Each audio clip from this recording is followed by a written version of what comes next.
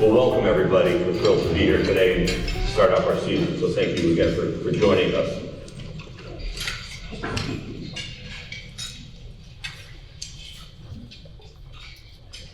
It was Spanish artist Pablo Picasso who said that action is the foundational key to success. Action is the key to success. And while knowledge is the first step in that journey, coming, learning from others, the ability to take what you've learned, assimilate, and apply it to the real world is what matters. So, on behalf of Boston College and the Carroll School of Management, welcome to the 32nd year of the Boston College Chief Executives Club.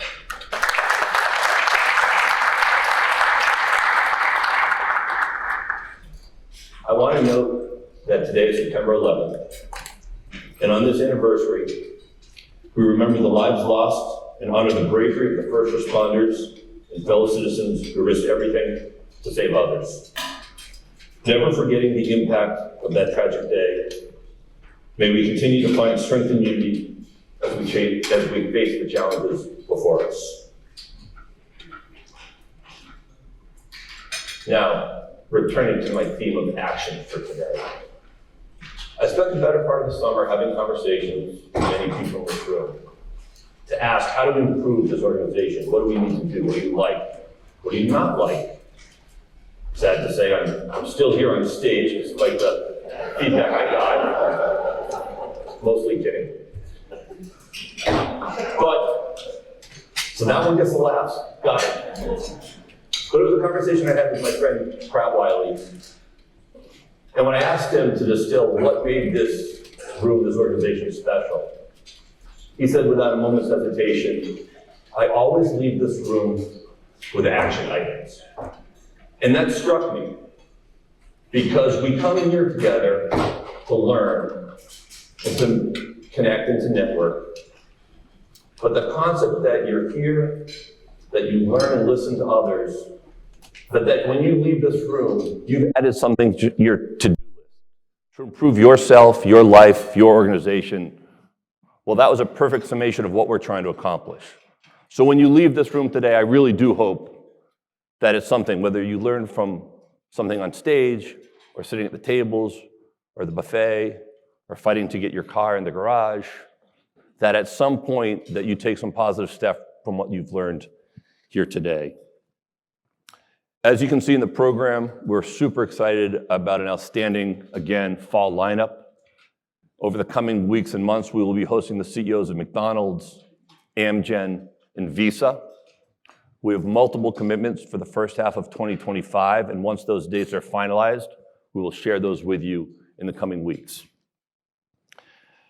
Now for today's business, our host for the day is our friend, Dr. Klibanksi, who serves as the president and CEO of Mass General Brigham, an integrated healthcare system that includes internationally recognized hospitals, a health insurance company, and community health centers and home-based and long-term care services. She assumed this role in 2019 and oversees the largest private employer here in the Commonwealth with over 82,000 employees, generating revenues of over $20 billion annually. She received her BA, magna cum laude, in, surprisingly, literature from Barnard College, and her MD from New York University Medical Center. Thank you for hosting, Anne. Our keynote speaker is, of course, Jim Taiclet, the chairman, president, and CEO of Lockheed Martin. He is driving a vision for 21st century security that brings together leaders in the aerospace and defense industry, focused on delivering integrated deterrence for the US and our allies. He became president and CEO in 2020 and chairman in 2020. That was following his time here in Boston as the chairman, president, and CEO of American Tower. And as such, he is no stranger to sitting at the head table, as he's been a member of this community for quite some time, and we're thrilled to have him back. He is a graduate of the United States Air Force Academy, he earned a bachelor's degree in engineering and international relations, and he holds a master's degree from Princeton, where he was awarded a fellowship at the Princeton School of Public and International Affairs. Please join me in welcoming Jim and Ann to our stage.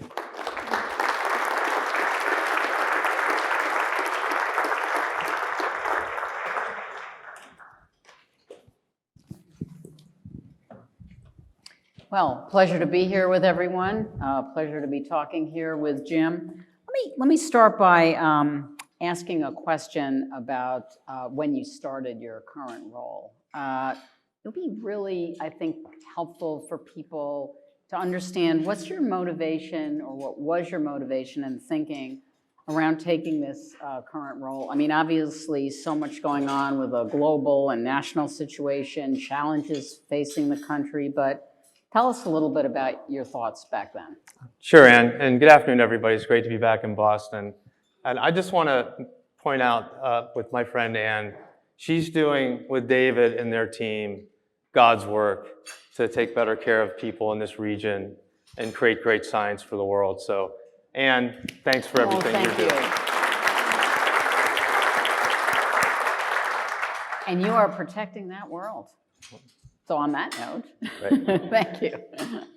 So Warren mentioned this notion of deterrence, and outside of government and public affairs, international affairs realms, that word can be misunderstood. And what deterrence means is creating uncertainty in the minds of a potential adversary so as not to take an aggressive action against you, your country, your people, your allies. When I was at American Tower, I had the privilege of being invited to join the board of Lockheed Martin in 2018. And I was a couple of years into that board service, sort of an innocent babe in the woods in a way, because my fellow directors were ganging up without me on the side and then asked me if I would succeed our fantastic CEO, Marilyn Houston, if she was prepared to retire. And I basically went back to lead director and I said, Dan, I've got a great job, super company, wonderful colleagues. Some of them are in the back table there today. I don't really need a new job. And he said, Jim, it's not a job, it's a call to service.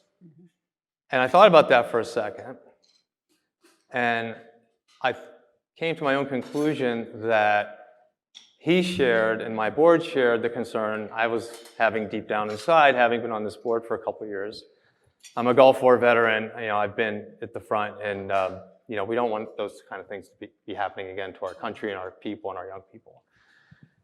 And my concern was that the way that the government, U.S. government and our allied governments deal with industry and business and the economy and technology is outmoded.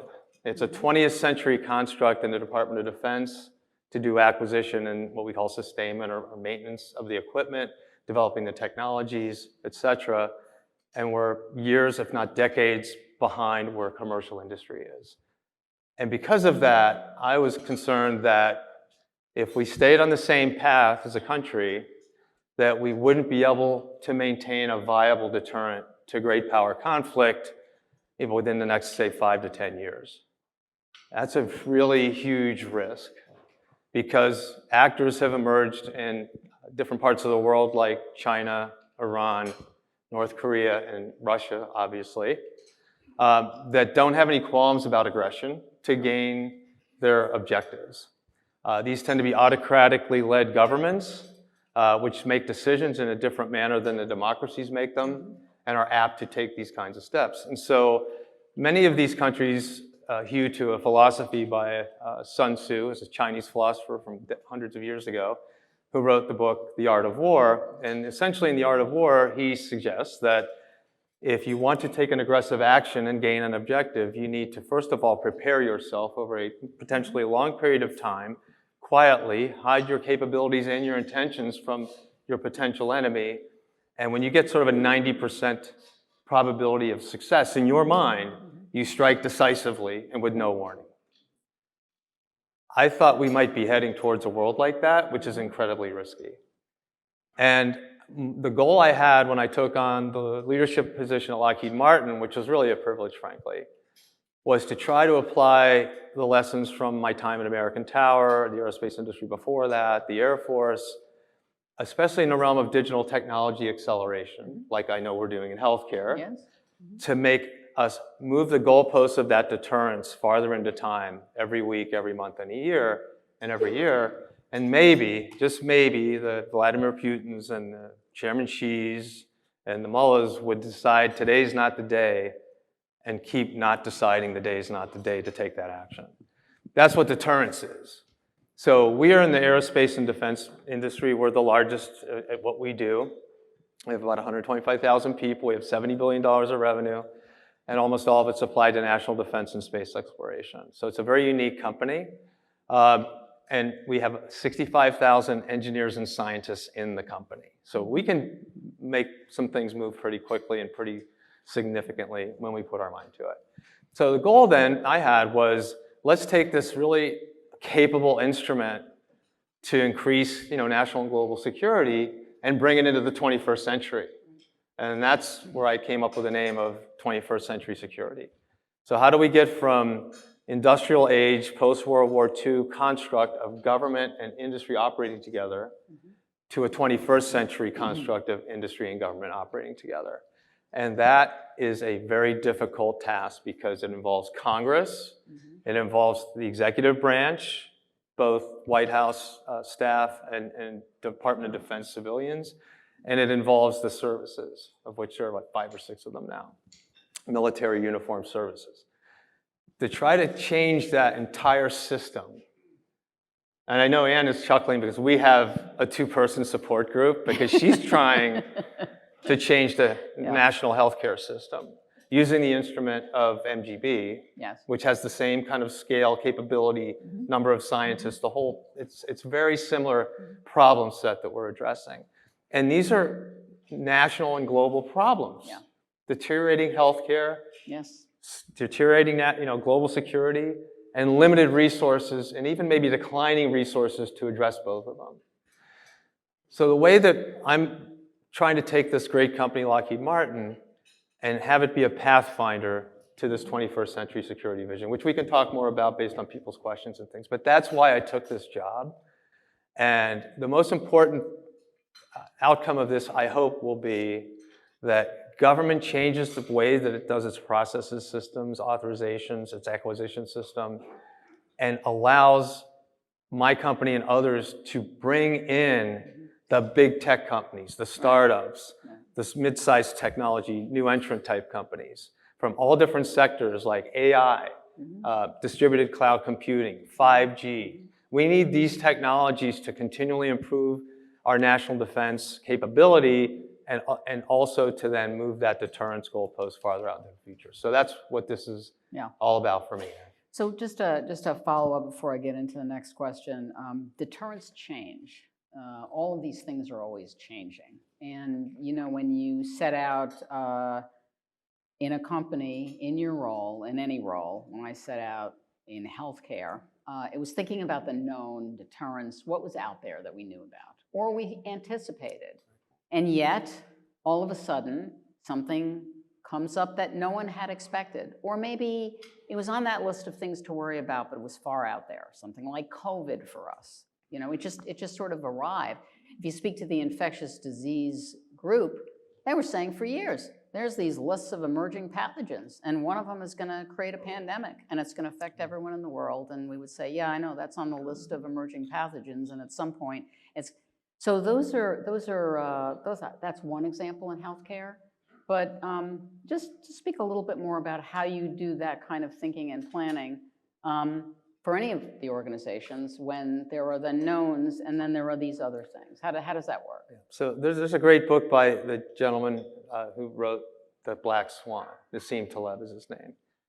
And it's a lesser known book and it's called Anti-Fragility. And what it's designed to do, his concept is most systems, natural systems or human developed systems, when they are disrupted, they will weaken and maybe even fail.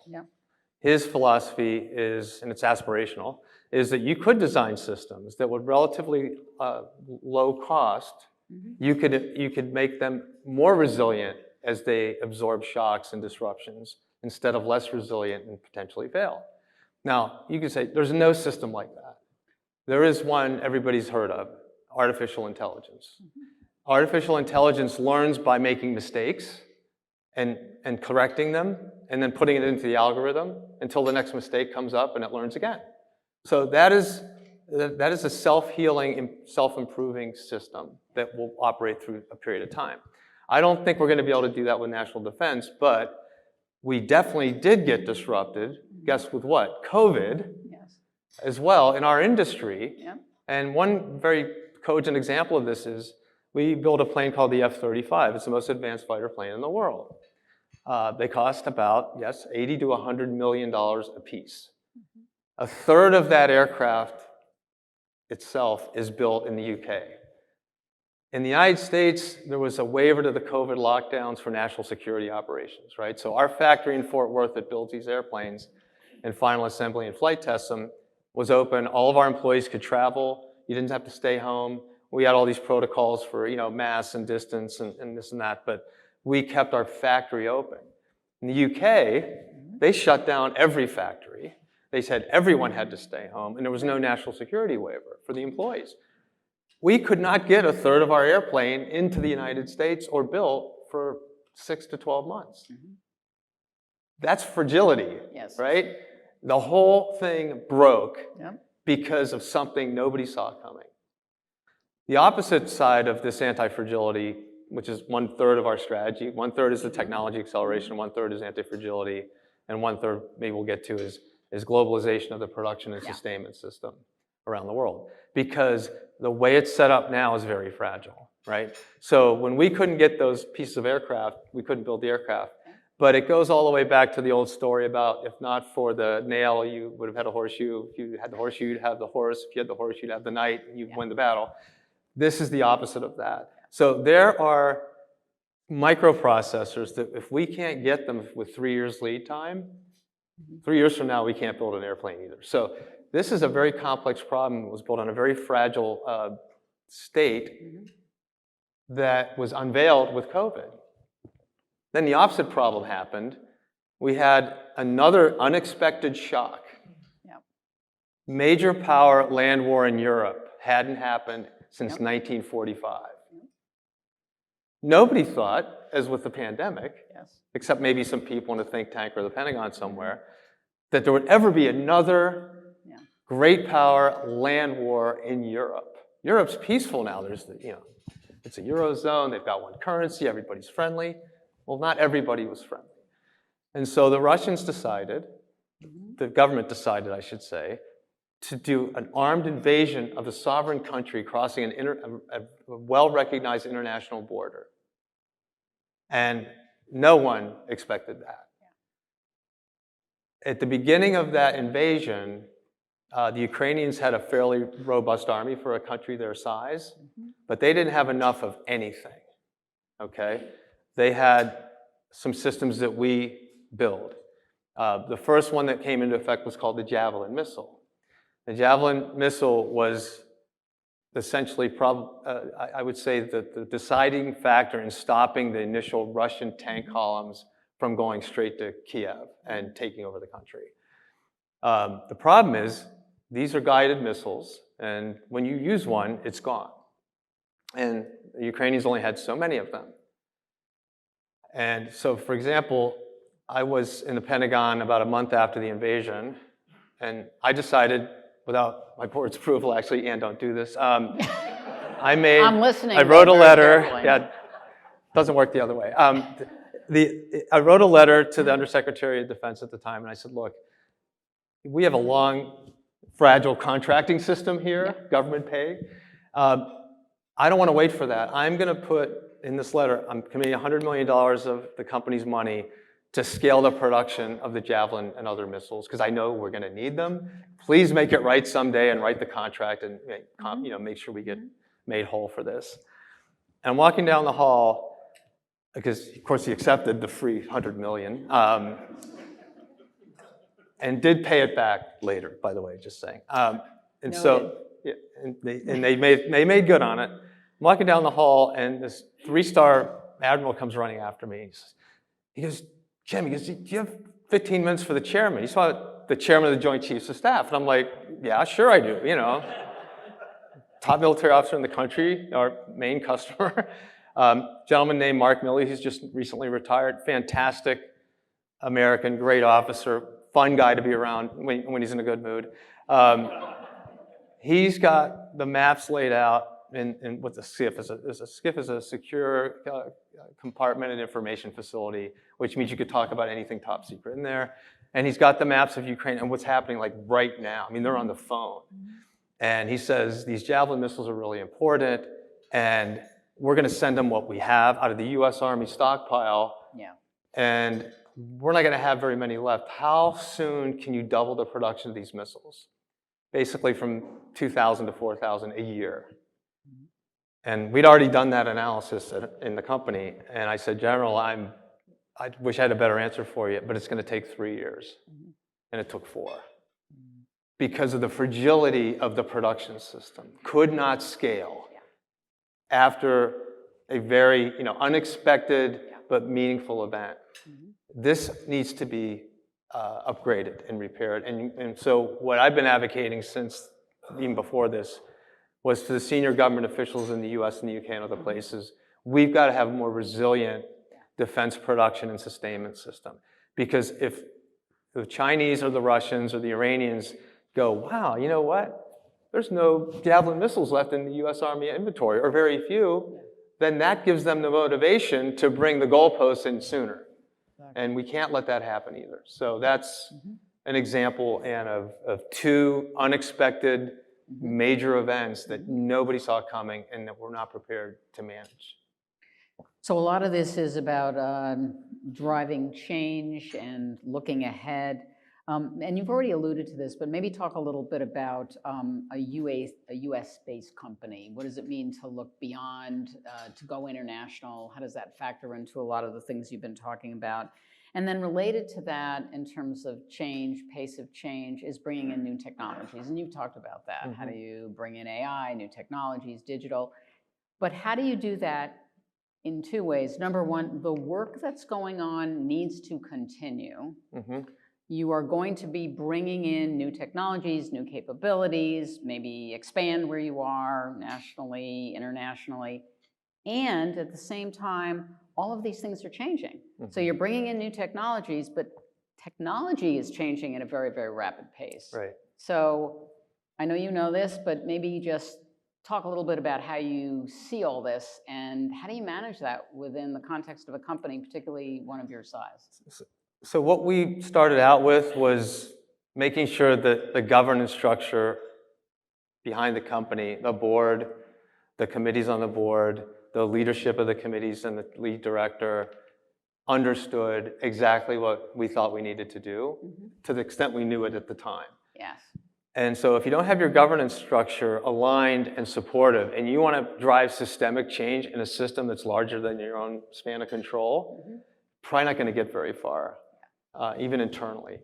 And so because the board had asked me to take this on, knowing my views on these matters ahead of time, I made sure that I repeatedly and thoroughly explained what we're trying to do to them over and over again, as we just talked about. Yes. Boards of directors are very committed, generally individuals and groups, but they're going to work on this topic, whatever it is, nonprofit, for-profit, company, advisory board for the government, 3 or 4 days, and then they're going to go do the rest of their life for 3 or 4 months, and then they'll come back to another meeting, and they'll be there for 3 or 4 days, and they'll read ahead, and you've got to repeat it over and over to them.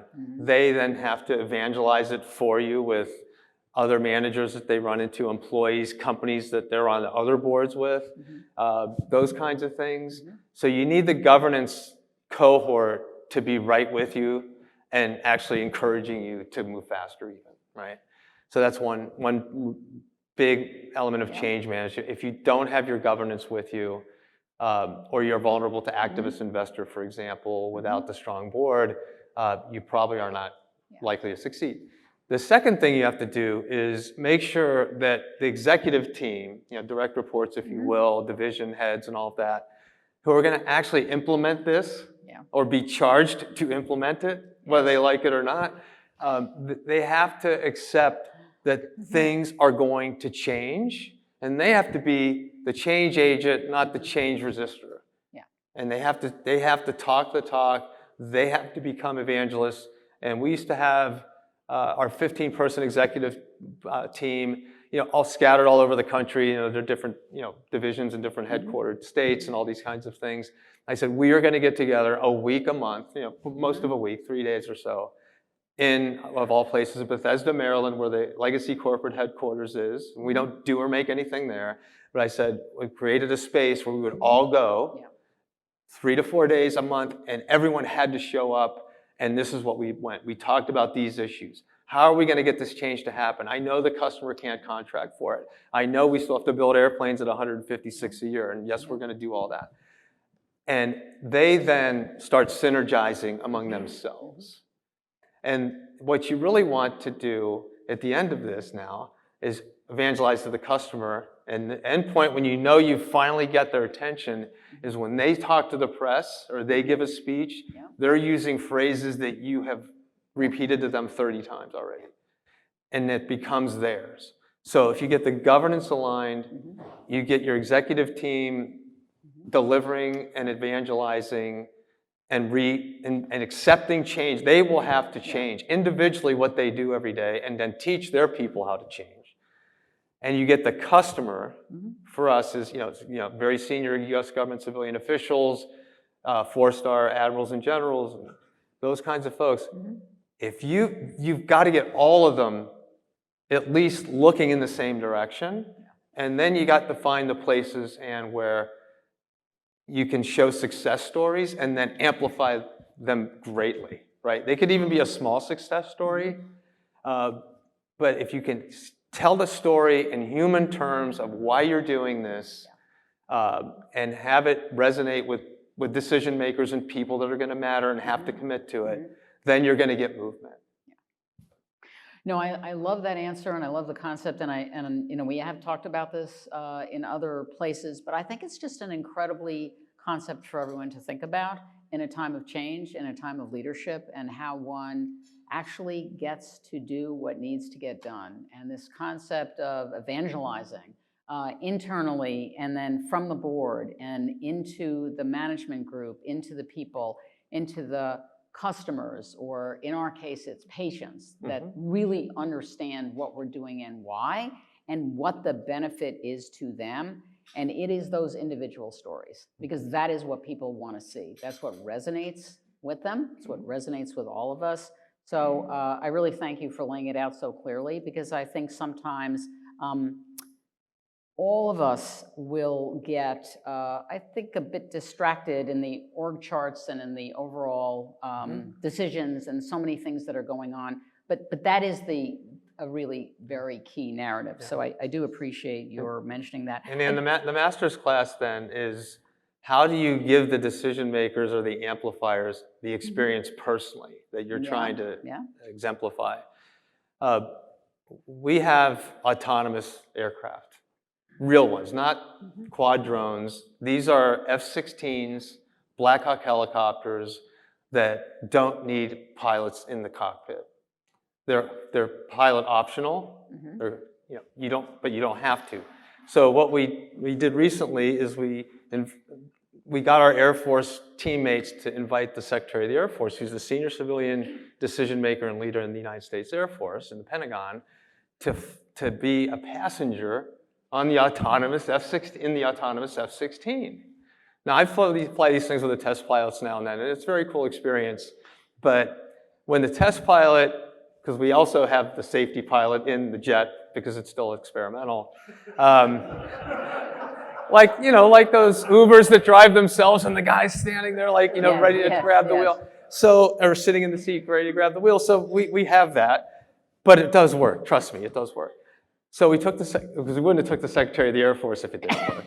So we take the Secretary of the Air Force in this plane, and the pilot puts his, this is a tight cockpit. You put your hands on your helmet like this, and you're in a dogfight. And you're not touching the stick or the throttle. I mean, Otter and I, my colleague, we used to do this like, that's not right. You should be flying it yourself. But we won't have enough pilots, right? What if we don't want to put people in harm's way that day? If we have an autonomous way to do this, then we will be saving lives. And frankly, this is the other thing that is well known in the Air Force. I won't speak for Otter, but I will speak for myself. There's been 1 or 2 times where I didn't know if I could pull out of a dive because I was too slow at the top of the loop, or my bomb run was too low, and now I'm going to close to the ground and trying to pull up. And there's a handful or more of pilots, U.S. pilots, killed in training every year with this problem. Our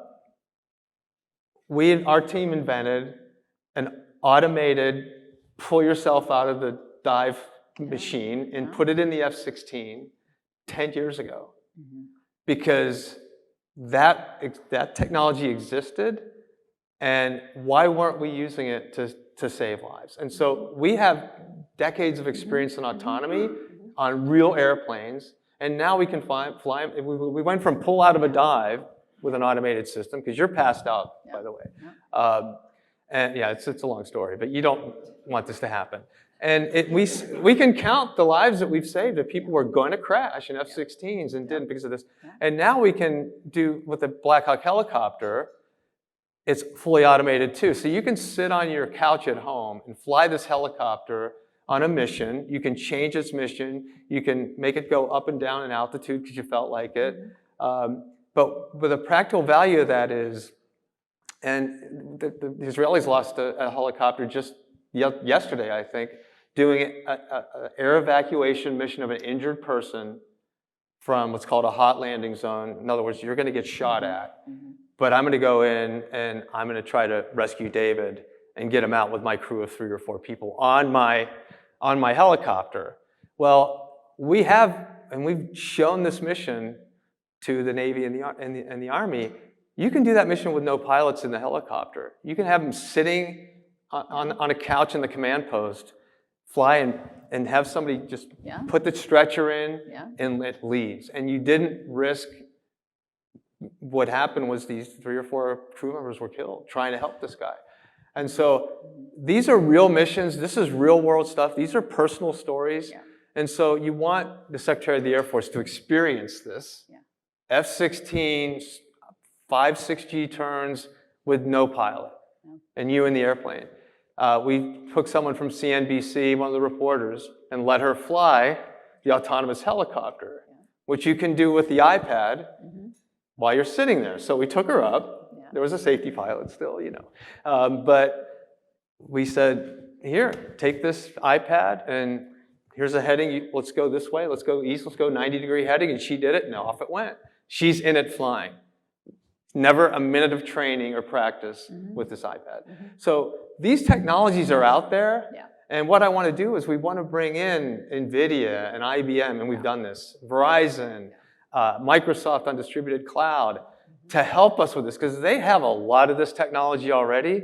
And if I can backward integrate it into F-16s and F-35s and Aegis radar systems in the Red Sea, which we also did, then we will be able to save lives. And more importantly, we'll keep that deterrence goalpost moving out to the future. No, these are fantastic things to think about, and fantastic things that you're doing. And it has broad applicability to a number of businesses. I mean, again, in thinking about healthcare, there are so many things where the technology, whether it's AI-driven or whatever we're talking about, really would enable us to do some very incredible things right now, whether it's through robotics, through AI, through so many different vehicles, and also with partnering with these tech companies that really are doing incredible things in technology. And I think the question for all of us, and certainly those of us in healthcare, is how do we bring that into our own organizations, understanding that there is, it's often not the technology, it's how do you adopt it and how do you adapt it to the matter at hand, and always understanding that the safety issue will be escalated with one thing. And in reality, there are so many different things and so many different lives at scale that could be saved if you manage to adopt this in a smart way. So there is always that balance there that we all deal with. But I think what you're saying too is, as the technology advances so quickly, this is just going to be a challenge in every single business, and should not be viewed as a threat. But how do you embrace that and bring it into your organization? Right. It's a mindset Yeah. evolution, right? And so I'll give you all another example, because I think this is really cool, and it's not done yet, but Yeah. it's going to get done. We had one of our executive team meetings. Everybody has to show up in 3 days, and we're all around this giant table. It's COVID, so we're like 5 feet apart. So the room's like this big, right? And there's 15 people in it. But there were some presentations about some of the technology, and including the helicopter with the autonomy and all of that. And I'm like, okay, what could we apply this concept to, right? There's a new technology in the world today. There are national problems. What can we apply it to that has to do with a broader scope than national defense, climate change, literally individual safety, damage to the economy. It's wildfires, right? Like, what's Lockheed Martin doing with wildfires? Wildfire is just another adversary, okay? So what we're in the business of doing is detecting adversaries, figuring out where they are, deploying assets to deal with it, and then seeing if it worked or not. And then trying again tomorrow. So I'm going around this table. We have 4 divisions in our company, or 4 business areas, we call them. One essentially makes airplanes, another one makes helicopters, another one makes systems, command and control systems and things like that. And then let's see, and we have one for space. So we have 4 divisions, each of which would be a Fortune 100 company or something. But anyway, they're all very capable. They don't really, traditionally have not worked together very seamlessly, however. And I said, well, here's an example that will be a teaching moment for my own team. I go, Greg, you make the aircraft, right? Like a C-130. You know what C-130 is used for? Putting out fires. They fly around and they dump the retardant out on forest fires, and they try to put them out. And I go, Stephanie, your group makes helicopters. There's a Black Hawk equivalent called the Firehawk helicopter. And guess what it does? It drops water on fires. It sucks water out of people's pools and stuff in California and dumps it on the fire. All right, so we got airplanes, we got helicopters. We make satellites. We make the NOAA satellite, National Oceanographic Administration, that does all the weather mapping. Wind, moisture, this is really important, lightning. Most fires not caused by people are caused by lightning. In a certain frequency and intensity of lightning. And so you sense all this stuff, and this is Robert's business, so they're all different companies basically. I said, why don't we create a mission roadmap to say, if I have all your systems and all your sensors and all your command and control communications devices, how can we get better at firefighting? And we call that climate intelligence. And so we're going to apply that to floods, we're going to apply it to hurricanes and other things. But we are demonstrating in real life in the state of Colorado, and California is next, and Washington State will be next. And I'm dealing with the government. 4 different cabinet-level agencies deal with wildfires in the United States, and then state and county. It's complicated. But we're getting progress with the government to basically say, look, we can take your timeline from just mapping the perimeter of the fire right now from 3 or 4 hours to 30 seconds. We can do that with linking all this stuff together. We can take predicting the fire, and our partner in this is NVIDIA. They have a system, an AI system called Omniverse. We built with them a digital map of the Western United States, and it has like 100 variables in it, and it's learning and thinking and taking sensor data from all over the country all the time. And it basically says, what's the moisture content of that block of land right there? What's the wind direction? What's the atmospheric conditions, et cetera? And we mash all this together in a data fusion engine using AI, and we can figure out with the lightning mapper and the ground conditions where the spotter plane should fly in Colorado. Because Colorado's a big state. And what they do is they go, wow, there's going to be lightning storms in the state.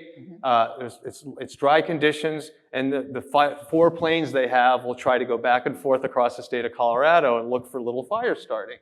By the way, we make satellites that sense missile launches, which can also sense little fires starting. That's part of the answer, by the way. And right now, they're just using these planes. So we basically said, let's take all the old fires that happened, the previous fires that happened in Colorado. what their behavior was, what the conditions were, drove it into the AI engine, and basically said, we know how fires will work in Colorado from now on. And so what we did was able to find the places where they would most likely start.